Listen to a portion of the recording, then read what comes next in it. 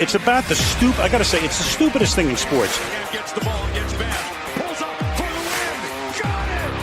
Detroit basketball. Oh, Holloman looks the clock, half court for the win. Oh! The Lions go for it, the Vikings bring it. The pass is a touchdown to give. Javi Baez, homered earlier. First one, in the air, deep left field, again! Yes, Tigers win! Javi is unstoppable! This is BS Sports. And away we go. Welcome one, welcome all. On this, a very Waney, you know what? Waney? Did I just say Waney? I'm like Elma Fudd. A very rainy Tuesday here in mid-Michigan. I was going to use this drop to describe today. Going to be a wet and likely wild night. That's right. Thank you, Al Michaels. We have an interesting show because we literally maybe like a couple hours before we went live, we had the breaking news that John Morton has been fired as offensive coordinator for the Detroit Lions. We'll talk about that, and I'll just spare you the breaking down of the Lions' victory over the Bears because I'm really not going to talk about the contents of the game. I'm going to talk about some of the responses to the game, which I just find to be so tiresome and so frustrating to deal with as a commentator and I guess as a fan, more importantly. So we'll talk about a lot of that. And of course, Black Monday did not disappoint. So many guys getting, whacked. You got coordinators getting whacked. You got head coaches getting whacked. You got GM. I was going to say GMs, but only one GM has been whacked so far. Not sure if there's going to be any more at this point in the week, but we're going to talk about all that. And of course, the playoffs are finally set. And what did I tell you? I told you at the beginning of the month of December, don't be surprised if by the end of the month, the standings look completely different. And I was right, as I normally am. I find myself being right almost all of the time. But, it is what it is. So let's get into this. So the Lions go into Chicago and they complete the sweep of the Bears. They win the game 19-16 on a walk-off field goal by Jake Bates. We got used to saying that last year because he did it a number of times, but he hadn't had a chance to do it much this year, but he did it, and he secured the third or fourth year in a row of a winning record in Detroit. So, if you care about that, then there you go. You have that. Now, I wanted to just initially, we'll get into John Morton in a second because that is obviously going to take the conversation to a different place. But I just want to get to the immediate response, or I just want to the immediate knee-jerk reaction, especially among the more negative people in the media, as to how they respond to this sort of thing. If you are mad that they won because of draft positioning, with all due respect, shut up. This is the most infuriating thing to me as a sports fan, especially in the NFL, especially when it comes to just sports discourse in general. The amount of people who are just like, you know what I want them to do? I just want them to go out there and die. I want them to look terrible. The players are not if the team was awful and they haven't fired anybody, if we're talking like Matt Patricia or something, sure, yeah, they go out there and look terrible. But these are our core. These are our guys. What do you want them to do? Just go out there and lay down and play dead for Chicago? No. The players have pride and they want to win, and they especially want to beat Ben Johnson, their old offensive coordinator, who just took their division crown in just one season. They definitely want to beat that guy. They want to spoil his fun a little bit. And if it wasn't for the Eagles blowing that game against the Commanders, they would have done a little bit more to spoil it because it would have pushed the Bears down in the seeding there. But it is what it is. Now, here's what I will say. I know that I just said, don't stop complaining about a win. And just as far as the draft position goes, I mean, where are the Lions picking? 16? Something like that. Is it somewhere in the late teens? Let me just double check it really quick. NFL draft order. Let's just double check it really quick on Tankathon here. The Lions are taking 17th. Okay, if you really think that the difference between pick number 17 and pick number 15 or even pick number 14, if you really think that there is a just catastrophic difference, that your GM will not be able to secure a high-level player to help improve you, well, then you just don't have that great of a GM to begin with. Now, I, on the other hand, believe that we do have a pretty good GM who will be able to find a pretty good player, no matter where it is in the draft. And he's shown that ability since he's gotten here, that he can find players in the first round late, in the second round, and in the third. He's found a good player probably at any point in the draft. So I just I don't care about draft position. Okay, if you're a good GM, you're going to pick a good player. If you're a bad GM, you're going to pick a bad player. If you're a bad GM, you pick number one overall. I don't know. You're probably not going to do well. Unless it is Victor Wembanyama or something, or Cade Cunningham in the case of shout out Troy Weaver. You're going to pick well or you're going to pick terribly, or your team's going to succeed or it's going to not succeed. So whatever. Go out. I would rather watch my team win, but that's just me. Now, on to the complaints, because I want to balance this out. Where the hell was all this last 2 games? All right. Like, we came out, Amon Ra and Khalif Raymond, and the run game was feeling good. Like, all we needed was one of those 2 games for this to happen. And now, granted, the offense was not very good. You scored only 19 points, and you blew a 16-0 lead late in the game, and you left so many points on the board kicking field goals. You know, like, I understand. Like, it is just so, like, it's frustrating, because it'd be one thing if the Lions went out and won, but the Packers won one of their games, or the Bears beat the 49ers, or whatever the case might be that knocked the Lions out of the playoffs. The exact scenario happened outside of the Lions' control for them to get into the playoffs. The Bears lost their last 2 games, right? They lost to the 49ers, and they lost to you. The Packers lost their 2 games. All you had to do was be either the Pittsburgh Steelers, who you had dead to rights, or you had to beat the Minnesota Vikings on the road on Christmas, a team that you absolutely should have beaten. So that's frustrating, but it is what it is. Season's over. Even if they made the playoffs, were they really going to do anything? No. So you might as well, fine. In a way, it's kind of the best of both worlds. You know, they win a game, right? But then you don't have to worry about the playoffs. You can just focus on the offseason. And that's exactly what the Lions are doing right now, because the breaking news just before the show, John Morton's been fired. And look, the John Morton experience was, well, frankly, an utter pain. It was like Jameis Winston. Hold on. Where is it? There it is. Yeah, just pain. It was pain everywhere. There's pain everywhere. Pain everywhere watching this offense, and how futile it was. So I think it is obvious that Dan Campbell and company see the offensive struggles this year, at least in part due to scheme and due to offensive coordination. And that goes on John Morton. Now, what I will say is, when it comes to who we hire next, we'll get into some of the guys that have been fired already. But I think what we need to do is we need to hire to our strengths. You know, John Morton did not have play calling ability. He didn't have a great scheme in mind. He just, for whatever understanding he had of the offense coming into the year, it was obvious to me fairly quickly that understanding of the offense was patently insane. Like, it just didn't work. Okay. You can't have these plays that develop too long, or, you know, these horrible play calls and bad situation. Like that can't happen.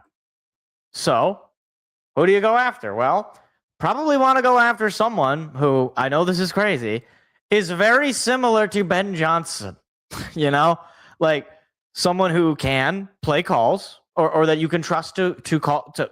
Did I say play calls? To call plays. And also someone who, you know, has a little bit of a, you know, knows the team's strength, and the team's strength being run first to establish the pass, and maybe a little bit of trickeration. Dan Campbell, you know, even before Ben Johnson was the offensive coordinator, Dan Campbell loved to do the trick play. So I don't think that he is not involved in the offense in any way. But you need someone who's going to be able to use the pieces right and allow for Dan Campbell to use his strengths, which are in, you know, as a guiding light and as a leader, and not so much as a chief strategist or, you know, megalomaniac play designer, basically. Like, I don't know who that guy is. You know, there are some, I mean, I'll just name a few guys that would be absolute home run hires in my mind. Namely, Kevin Stefanski. He would be excellent. I also wouldn't mind pillaging from Sean McVay. I can't remember the name of their offensive coordinator, or I think anyone from that coaching staff will probably do well. There's probably a number of other guys that you could go after, but certainly Stefanski, if he is willing to settle for a coordinator job, which I would be surprised if he is, because I think he should be a head coach, then you got to bring him in. Like, that would be, you would immediately excel, especially if you fix the offensive line woes. You would immediately excel this team into a much, much bigger place than it already is. I also wouldn't mind bringing in who's the guy out in for the Chargers? Is that Minter? Is that Jesse Minter? I think he's the OC. He might be the OC. I don't know. Either way, Either way, I will say this. With the firing of John Morton and with some of the quotes that have come out from Campbell in his postseason, I guess, end of season press conferences, there is definitely a sense that there's going to be this should be a hectic offseason, and it needs to be a hectic offseason. You can't just go 9-8 after 15-2 and expect to just run it back again. You just can't do that. And with the firing of John Morton, as far as I'm concerned, we're off to a good start. Now, a good start is not a good finish. So you got to hire the right OC. You got to bring in the right personnel player-wise and get this train back on the tracks. And one final thing. It is always fun to beat Ben Johnson. It just always will be. As long as he is the Bears head coach, it will be fun to beat Ben Johnson. So I will never be upset about the Lions beating Ben Johnson. I don't care if they lose the number one overall pick. Okay, maybe depending on the draft, I might be upset about it. But hopefully we're never in that conversation. So there's that.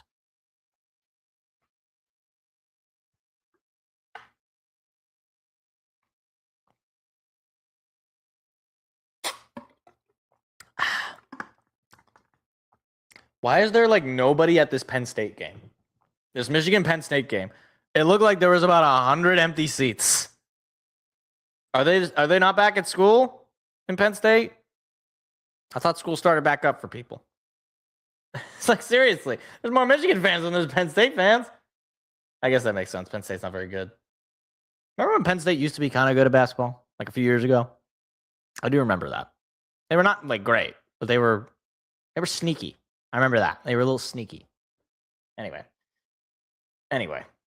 All right. Let's do the Black Monday stuff first, because the playoff stuff that's going to be fun, but the Black Monday stuff, I got a lot of thoughts on all of the things that are happening, both from guys that are being fired and guys that are not being fired. First things first, Falcons clearinghouse. They fire Raheem Morris and their general manager.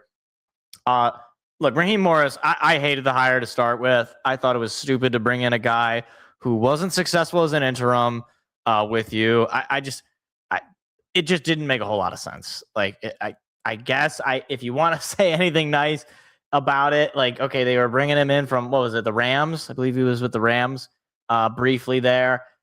I hated the hire. I didn't quite understand what the mindset was, especially coming off of a bad hire before with what was it, Arthur? Not Arthur Blank. That's not whatever the guy. Whatever his name was, the guy with the mustache. That, like, I don't know what's going on with Atlanta. Like, they have so much talent on both sides of the ball, frankly, but especially on offense with Bijan and Kyle Pitts. You know, Michael Penix, I think, could be a good quarterback, but like, they just fall flat all the time, except when they get eliminated from the playoffs. Then they become, the greatest show on turf. Go ahead and look up that stat. Whenever they get eliminated, they go like 10-0 or something like that. It's crazy. I don't know. I guess they're still not over 28-3, which fair. But if they're going to restart, like, new quarterback, Michael Penix, like this, you could really make this thing work. I mean, especially in that division where, the Falcons, despite winning it, they won it with a losing record. The Buccaneers might be falling apart. If they're going to keep Todd Bowles, your opportunity's right here, right now, to hit a home run higher and get yourself right back in that division race. Because I mean, who knows what Carolina's feeling right now, because they're just way too inconsistent. And if Bryce Young is the future, then, whatever. I guess you're going to have to deal with that, but I don't know that he is. The Falcons are just so in disarray. And I think it's the right move to just clear house as well. I know some people are a little confused, like, hey, why would you fire the GM? He seemed like he was doing a decent job. But, as far as I'm concerned, if the teams that you're building are consistently putting out losing records and or not making the playoffs, you can't be doing that great of a job. Now, granted, they could certainly get worse, but you in this league, you want to win, and they weren't winning a whole lot. So I think it's the right move. Now, speaking of moves that are not right, Kevin Stefanski fired from the Browns. This is just nonsense. I understand that the Browns have been bad for some time, and I know that Stefanski was kind of a part of that for the last few years here. Basically, since their playoff run in 2020, they have just not been able to bounce back from that, which is crazy now that that's going to be 6 years ago. I just don't think Stefanski was the issue. I think it was roster construction. I think it was ownership. I think it was getting rid of Baker Mayfield when he was playing hurt. I think it was basically everything except for Stefanski in a weird way. Like, if you were going to blame anyone for the failing, it was not going to be Kevin Stefanski. And he's probably going to get a head coaching job. Like, you think the Raiders would love to hire a guy like him. He would be excellent, especially if they bring a new number 1 overall pick quarterback in. Like, if they get the guy out of Indiana, Mendoza, he would be an excellent hire for them, especially when they already have a great running back, or at least a young running back who has a lot of potential in Ashton Genty. I'm not necessarily saying, well, we'll get into, because I guess I spoiled it because Pete Carroll got fired too. So the Raiders are looking for a new coach, but there's a lot of guys like that. There's a lot of teams that I think could really use him. The Titans, if the Titans hire him, I think he could do really well. The Ravens, that's another thing that just broke today. I think if the Ravens hire him, that's immediately a Super Bowl caliber team just from the head coaching upgrade. Because I think I think John Harbaugh, as good of a head coach as he is, I think he was getting stale in Baltimore. I just don't think it was working. He wasn't having the kind of success with Lamar Jackson that you're supposed to. So either way, I with the Browns, like, I guess if the plan is to just completely restart everything, you're not going to trade away Deshaun Watson. You're just going to eat that contract. Maybe you try to cut him at some point. I don't know what the dead cap it is, but if you just want to restart the whole thing, unfortunately, you've already paid Myles Garrett, so you're not gonna really restart exactly. But furthermore, you still have Deshaun Watson, and he is just a cancer. Like, that will truly go down as one of the worst offseason acquisitions in any sport, was going to get Deshaun Watson. And the worst part, I think, about it is that it'd be one thing if you could say, well, it was a worthwhile risk. It was a home run swing. They were going for it. They made a move. It was like, I don't know. I guess a baseball example that comes to mind is Tigers signing Prince Fielder. It seemed like a match made, like it could work, but everybody knew that this was not going to work. Like, it was universally panned.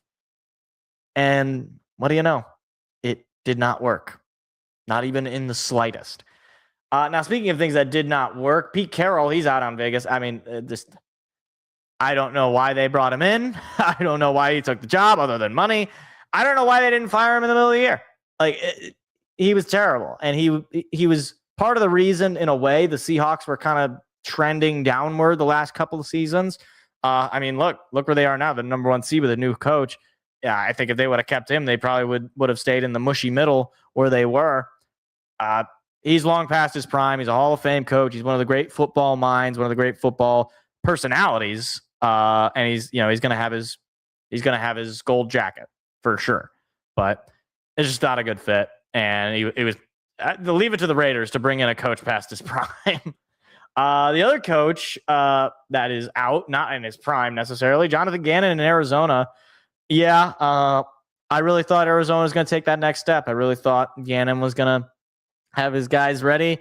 But it wasn't just his guys not being ready. It was the roster just being terrible. And Kyler Murray didn't get better under him.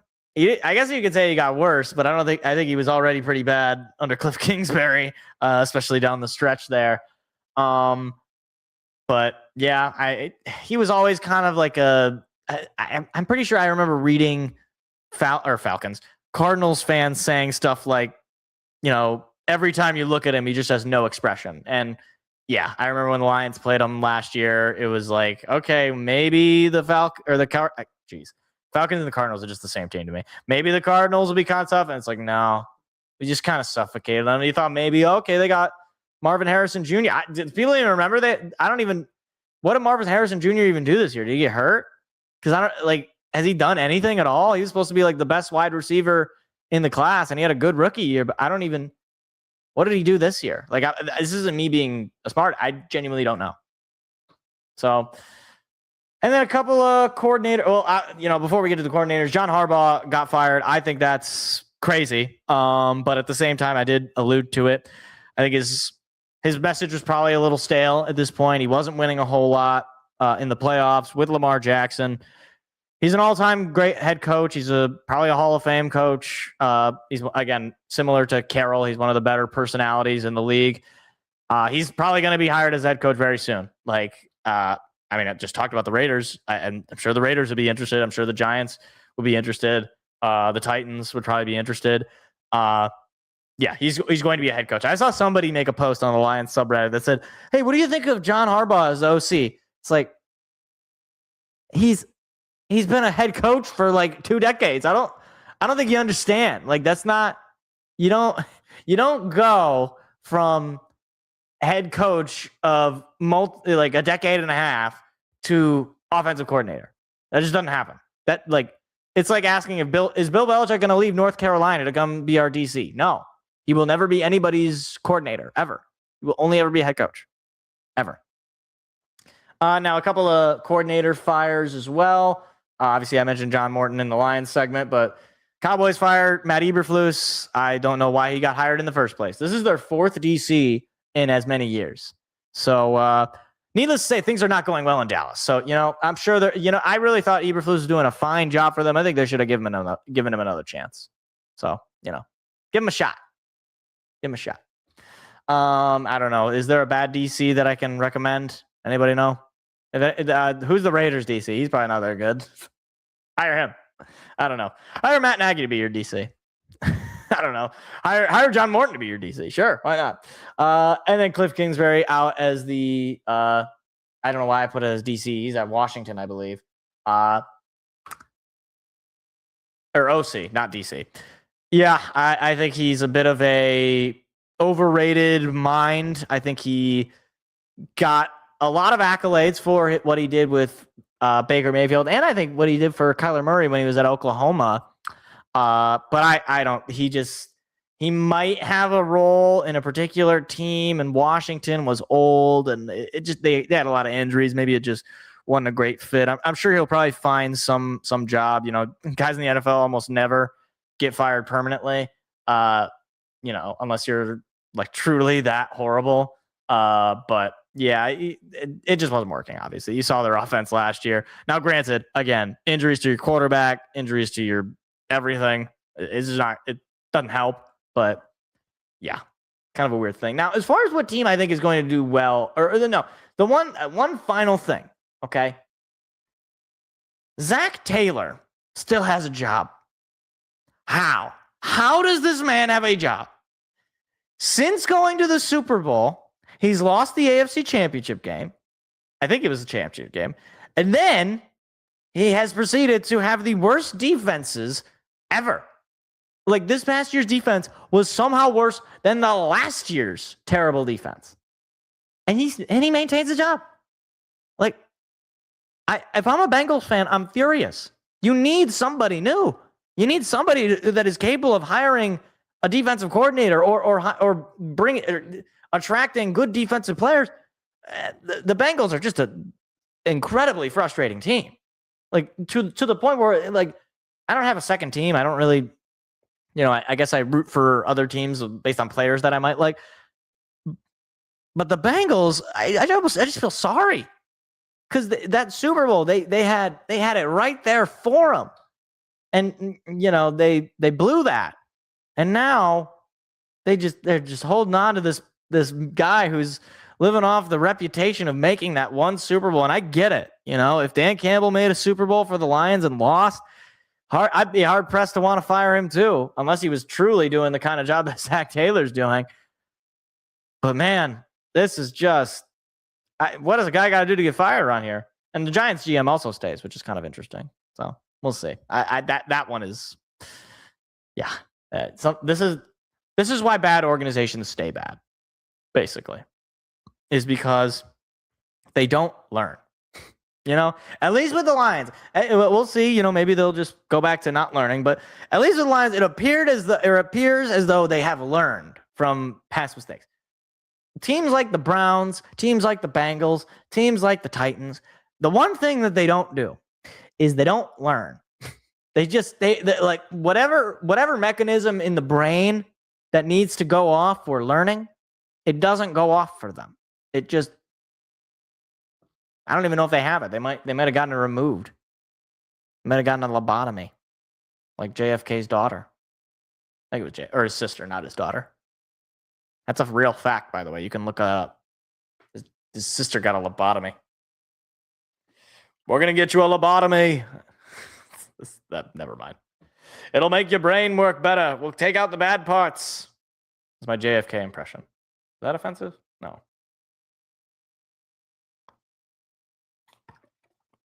Oddly enough, JFK, he also got a lobotomy.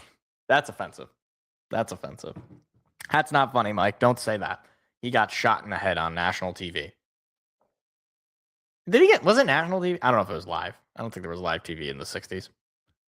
Actually, there might have been. I don't know. Anyway, ignore me. I'm just going off on a rant. Okay.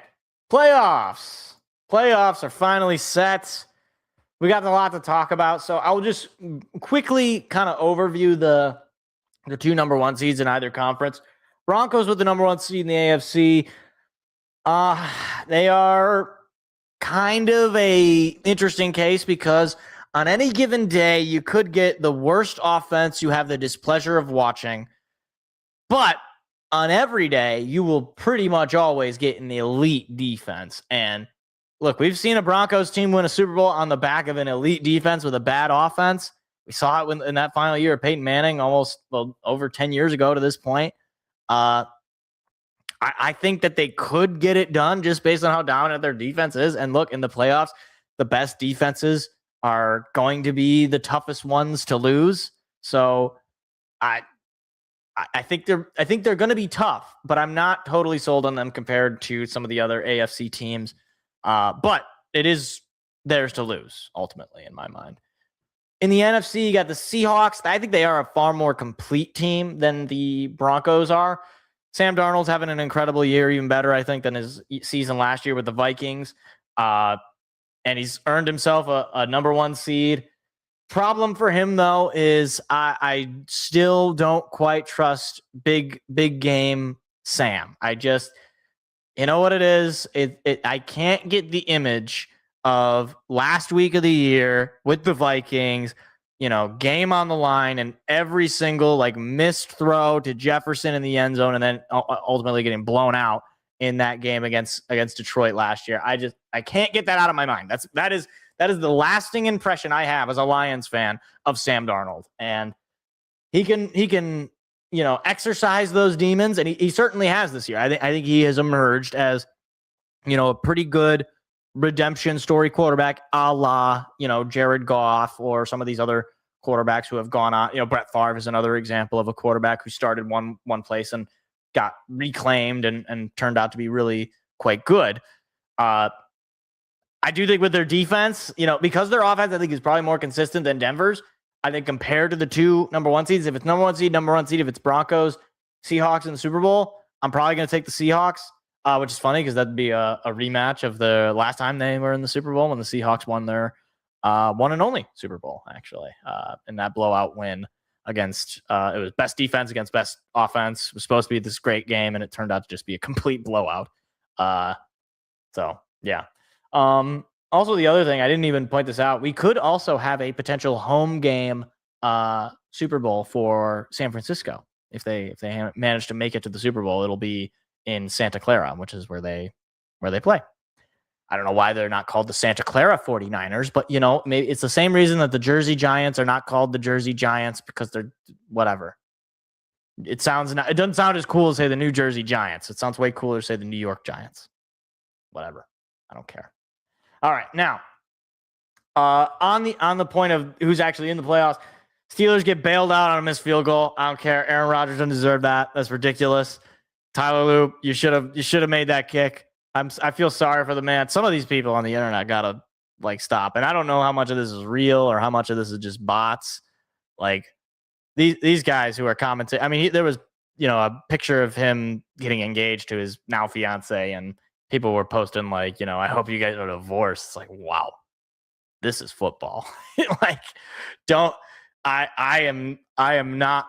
That's beyond me, and I'm not on social media at all. So this is the only social media I guess I have a presence on. So And the Panthers, they managed to win the NFC South, despite getting a losing record and despite losing their final game of the year to a divisional opponent. So, that's fun. Me with a 9-8 Lions team missing the playoffs, watching an 8-9 Panthers team make the playoffs and host a playoff game. God forbid they actually win. Could you imagine if they actually win? If they beat the Rams, I don't want to hear anything about Hall of Fame for Matthew Stafford. I don't want to hear any of it. I want to hear none of it. Basta. No, enough.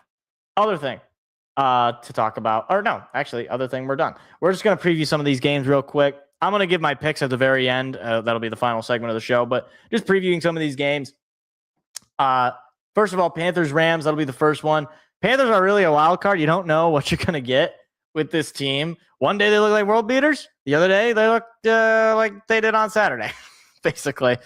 For the Rams, though, this feels like a revenge game. This feels like they're just going to go out there and just smack the poor Carolina Panthers. Now, here's what I'll say. If weather plays on the side of the Rams or on the side of the Panthers, this could be an interesting game to watch. I'll say that. Other game to watch on Saturday as well, the Bears and the Packers. Two idiot teams seeing who can be more idiot. The Bears had no business beating the Packers the last time they played. They didn't beat the Packers the first time they played. Jordan Love's going to be back. I feel like this is kind of a trap game for Chicago in a way. They're going to get home field. They haven't won. They've lost back-to-back games. One of them at home in Detroit, in the Detroit game, I mean. And they could have lost 3 in a row going into the postseason here, if not for the nonsense they pulled against the Packers the first time. But the Bears have this weird thing where they just, in the fourth quarter, they're like, okay, guys, now we'll play football. And to me, that is the mark of a team that is like a chicken with its head cut off. It doesn't know what it's doing. It's a team that is getting bailed out, that is not actually what its record indicates. So we'll see. Maybe the Bears will prove me wrong, but I have been weary of the Bears all season long. And you know what? My Lions beat them twice. So, I have the right to feel this way. All right. You can't even say, oh, well, they beat you. Shut up. They didn't beat us. Enough. Basta. We're back to saying basta. Jaguars, Bills. I think this is probably going to be the best game of the weekend. These are two teams that never won the Super Bowl. Two teams that I don't know that I trust their defenses. So I feel like this is going to be just fun. Well, actually, the Jaguars defense I probably trust more with Josh Hines-Allen. Maybe we'll get a Josh Allen on Josh Allen crime. We could. I believe that happened not too long ago. Josh Allen sacked Josh Allen. Well, now he's Josh Hines-Allen. So that I'm assuming he did that so that he can distinguish himself from Josh Allen. But I think both of these teams, frankly, could go to the Super Bowl. Like, which is crazy to say about the Jags, but they're playing so good. Like, I mean, in a way they could be the AFC version of the Bears where they're just kind of playing like crazy. I feel like they're a little bit more consistent than the Bears. I think they've got certainly they got more experience than the Bears. The Jaguars, Trevor Lawrence himself has postseason experience. So, but the Bills, this is your time. All right. No Lamar Jackson, no Joe Burrow, and most importantly, no Patrick Mahomes. This is your time. Okay. If you can please just make the run, just please. I want Josh Allen to win. I love him. He's like me, but he's taller and stronger and runs faster and can throw the football and is married to Haley Steinfeld. But other than that, we're basically the same guy, me and him. So, where's the next game? Eagles 49ers. This feels like the mid-off. This is going to be a gross game. I feel like neither team is going to be able to score because the Eagles defense is really good. But their offense is evil. Just a moral evil, morally objectionable. And the 49ers, they don't have a defense. They're dead out there. They really needed to win that game against the Seahawks, and they didn't. And they got themselves into a really tough spot where they're going to have to beat the Eagles, and then after that, they're going to have to beat either the Packers or the Bears. Now, granted, if it's the Packers, they pretty much own the Packers in the postseason, so they might have a better shot at that. Maybe the 49ers could be a sleeper. They were kind of getting hot there at the end, but I don't know. They had their opportunity with the Seahawks game, and they fell flat there. So then we have the Chargers and the Patriots. Two quarterbacks that have never won a postseason game. However, Justin Herbert has far more experience in the postseason, namely 2 games, which is more than Drake May. That's more. I was gonna say double, but Drake May has 0 games in the postseason, so it's not double. But Chargers defense is gonna give the Patriots a bit of a scare. Especially Drake May. This will be your first time in the big show. He's hosting at the very least, so you have the crowd behind him. My worry here for the Chargers, though, is their offensive line. I don't know if they'll be able to keep Herbert protected. And in the postseason, every down is going to matter even more. Teams are going to be way more willing to take risks. And frankly, as far as the Patriots go, they're kind of playing with house money the way this season has gone. They win their division. They feel like they got their franchise quarterback in Drake May. They got an A+ hire with Vrabel coming in as the head coach. I think they're probably going to win, but in a way, I think their season is going to be a success whether they win or they don't win. I mean, May very well could win the MVP. So, yeah. But for the Chargers, it's going to be an uphill battle. If they can protect Justin Herbert and they can get him that first playoff win, that'd be great. I'm sure Seth is just hoping that Drake May throws 5 interceptions to Derwin James. I'll be rooting for the Chargers, but it's going to be tough. It's going to be a tough one. And then finally, the Monday night game and what I can only describe as football terrorism. The Steelers and the Texans. This game's going to finish 3-0. And if here's what I'll just say this. Houston, you have one job. One job. Beat Aaron Rodgers. I cannot live in a world where Aaron Rodgers has success in the playoffs. I staked my claim. I don't know what I did. I put a spear in the ground saying that Aaron Rodgers is going to fail with the Pittsburgh Steelers. Now, so far, that doesn't, I guess, winning your division and making the playoffs, is that success? I guess. But if he gets murdered, which I think he will, if he gets murdered in the playoffs, then I can come back and say, hey, look at everyone. Look at me. Look how right I was. And that's really the only reason I do this show, is so that people can say, look at how right he was. And handsome, and otherwise charming. What do you guys think of the show? Wait, you think I do this because I like to talk about sports? No, I hate talking about sports. I don't even know what. I don't even watch the Lions. Lions watch me. Didn't think I would say that, did you? Okay. But yeah. So this is gonna be an exciting playoff, I think, because if it's anything like the regular season, nobody knows who's good. I honestly, as far as teams that I think could win it all, I think the Seahawks are up there. I've said the Rams could be. Those are really the only 2 teams in the NFC that I think could win it all. And the problem is they're going to almost certainly meet each other in the divisional round. Out of the AFC, I think the Bills, I think the Jags. And I do think the Broncos. I can talk myself into the Broncos just because their defense is just that good. It could be ugly. It could be kind of boring, but I think they could do it. So there you go. There's a more in-depth look into the playoffs before we really get into the picks. And I just wanted to point out as well, shout out to the Giants for going from the potential number 1 overall pick to the 5th pick. I guess they don't need a quarterback, so it's not that big of a deal. But maybe they do need a quarterback. Who knows? Depending on how you feel about Jackson Dart. But it's just kind of funny how they vaulted themselves up. But they beat the Cowboys, so as far as I'm concerned, that's a win.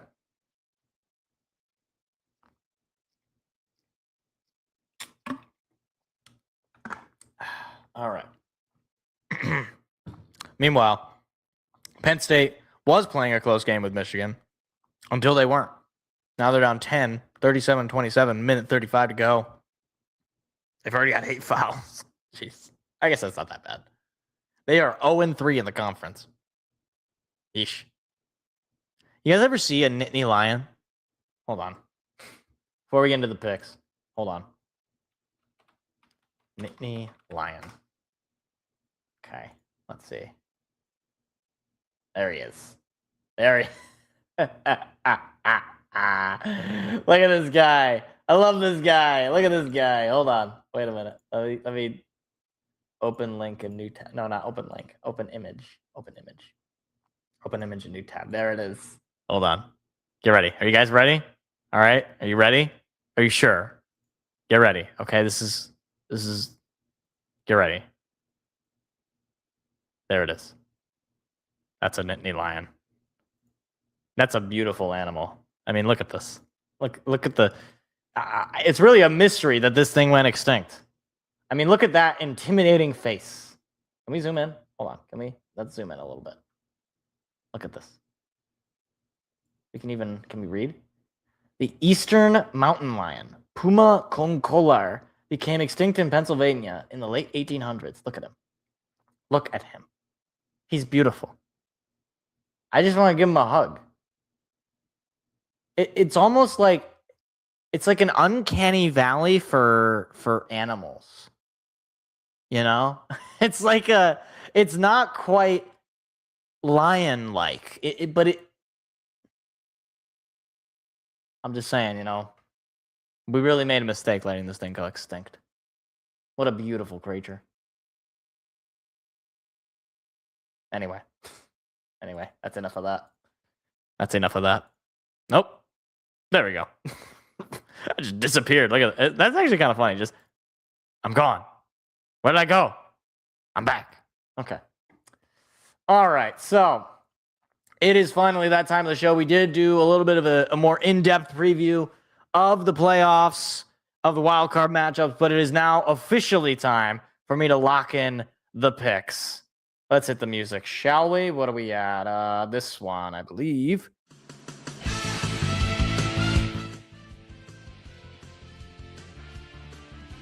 Okay. I don't know how loud that is or whatever. Might turn it up a little bit. How about like that? That's probably fine. Okay. So, I just couldn't hold on to the lead, could I? I had the lead for 1 week. For 1 week, I had the lead and I blew it. We are now tied, me and Seth, in our picks going into the playoffs. It is going to come down to the wire. I told them already before the show. I said if we tie, I don't know what I'll do.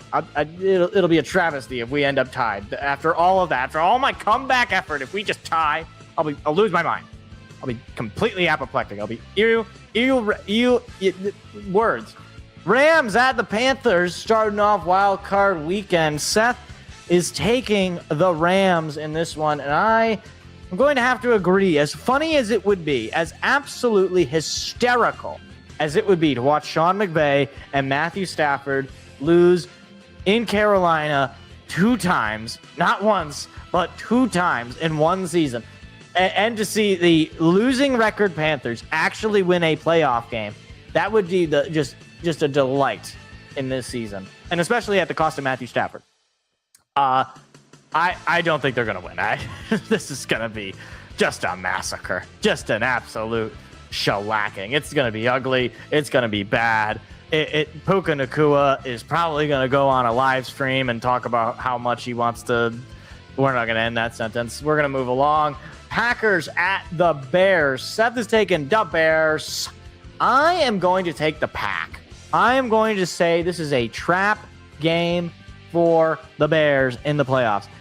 They should have lost the first time. They haven't, assuming they did lose that first game, which I'm going to, in my headcanon is that they did. They have lost 3 in a row going into the postseason. And one of them would have been against the Packers. And they've already lost to the Packers on the road. I think the Packers are going to get Jordan Love back. I don't know that I trust this Bears team. And look, if there's one thing that I know well about Ben Johnson, it's that sometimes in the postseason, he gets a little silly. He just gets a little over his head, and his offense collapses. Shout out last year's game against Washington. So give me the Packers just for a little bit of fun. Jordan Love is going to be back. No more Clayton Tune. No more Malik Willis, although he was actually pretty good for them in that game. And frankly, he's just like a good backup in general. But give me the Pack. Bills at the Jaguars. Seth is taking the Bills. Man, this is tough. This is like genuinely kind of tough. I am going to go with... do I want to agree with Seth or do I want to have fun? You know what? I'm gonna say the Bills. I think Josh Allen is gonna go hero mode. I know their defense is weak. I know that, if Josh Allen's not on, then they're not doing much. I think he's gonna go hero mode. As fun as the Jaguars have been, somebody's got to win this game, which sucks because I think both of them very well could win the Super Bowl, but one of them's got to win this game. I'm gonna take the Bills. 49ers at the Eagles. Seth is taking the 49ers. I'm going to take the Eagles in this one. It's going to be an ugly, brutal mid-off. These two teams are going to see who is more mid, and I think it'll probably be the 49ers, right? I guess that would mean that they're worse if they're more mid. So give me the Eagles. I think their defense is just going to completely shut down Mac Jones. I don't think he's going to be able to do much of anything. It'll be a low-scoring affair, but Eagles will probably get the win.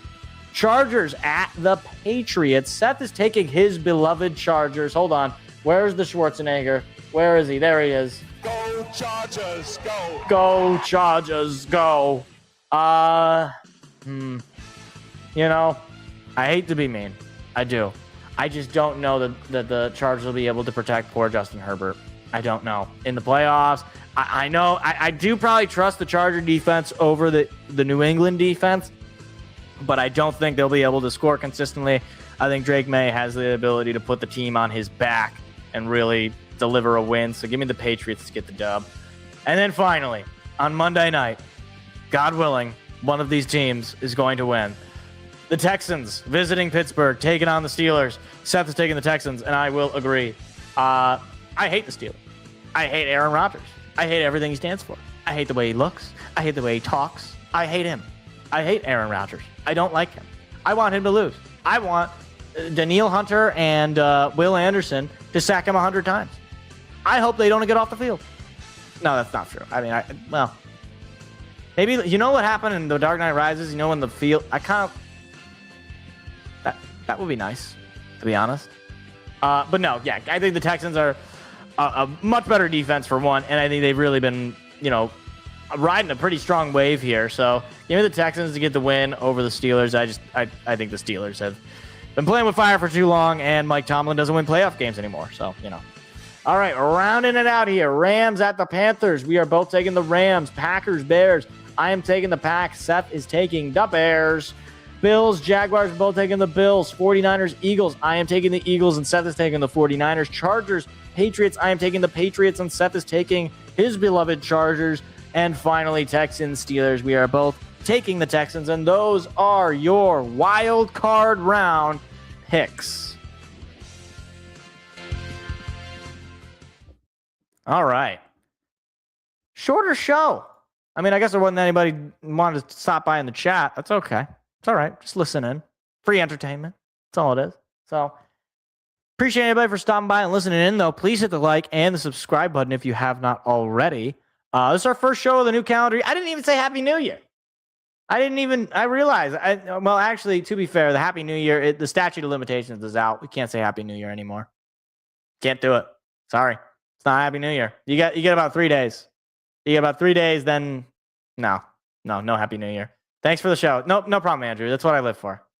Anytime any of you guys want to pay rent, just let me know. Andrew. How are you, Andrew? Hope you're doing well. He's probably driving around. He's in his car right now. Andrew, what are you doing typing on your phone while you're driving? Stop it. All right, so I guess a look ahead. Obviously, no postseason for the Lions, so no live reactions for me. Yeah, we'll just be back on Tuesday. I have nothing. Maybe we'll talk some basketball. The Pistons got a huge win last night. That was pretty fun. Michigan State got a win, bounce back win. The Red Wings look like they are actually going to make the playoffs this year. So probably talk about that next week. We'll see. We'll see how crazy the rest of the offseason goes. But with that being said, thank you all for stopping by and listening in. I really do appreciate it. Once again, hit the like, hit the subscribe button, and have a great rest of your night. Take care, everybody. See ya. Bye-bye.